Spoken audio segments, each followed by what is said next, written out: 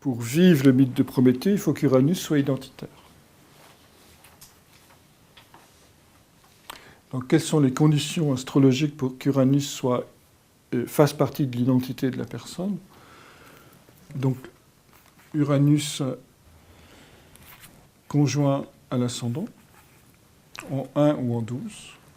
Évidemment, s'il est en 1, vous serez plus dans l'incarnation d'Uranus. S'il est en 12, vous serez plus dans le côté prophétique d'Uranus.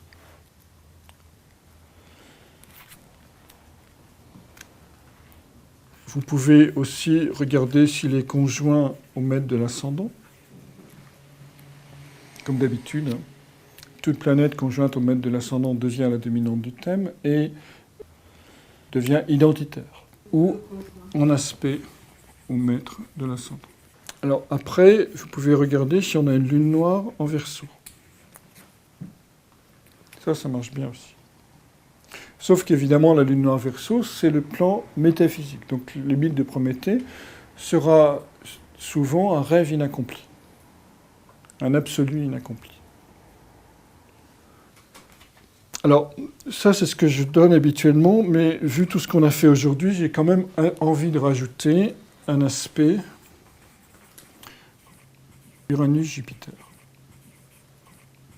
Parce qu'au fond, on ne peut pas vivre Prométhée si on n'a pas l'aide de Jupiter, ou à Jupiter en Verseau. Donc ça, c'est les conditions, on va dire, prises séparément, qui font un mythe de Prométhée. Enfin, prises séparément, sauf celui-là. Celui-là, c'est bien de le rajouter aux autres. Alors, après, on va dire des sous-conditions qui vont aider, ou qui peuvent contribuer. C'est nœud sud conjoint Uranus.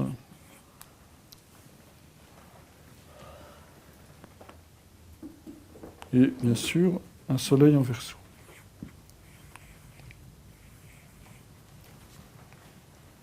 Ça ne fait pas un mythe de Prométhée, mais ça fait... On sent bon l'odeur de Prométhée qui arrive dans une espèce d'aura émoustillante. J'aime bien cette autre formulation. Le nœud sud, c'est la mémoire du passé, le nœud nord, c'est la mémoire du futur. Donc c'est quoi la mémoire du futur? C'est le dharma, c'est-à-dire c'est le programme de l'âme pour cette incarnation.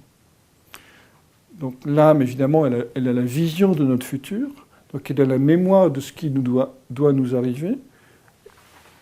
De notre point de vue à nous, ça s'appelle le destin. Donc le nœud nord, c'est ce qu'on doit accomplir pour que notre personnalité soit de plus en plus infusée par la présence de l'âme, autrement dit pour maturer spirituellement.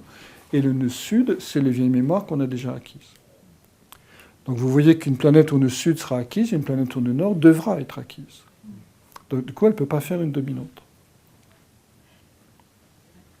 Et dans la pratique astrologique, vous avez remarqué qu'on a les défauts du signe de notre nœud sud, et on doit faire un effort pour concevoir d'utiliser le signe du nœud nord.